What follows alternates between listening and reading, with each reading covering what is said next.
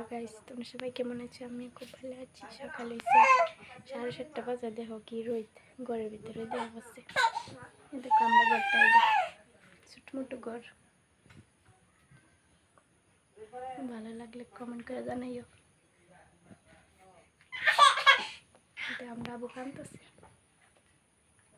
এই মামা কুকুক কুকুক খেদিবি।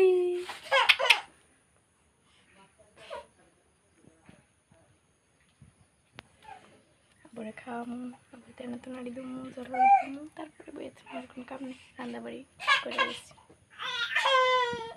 তো গাইস দেখো আবার করে লেগেছি, আবার খাওয়ামু, আবার খাওয়াইয়া সেটা ভাই ক্যাম্পি করুন।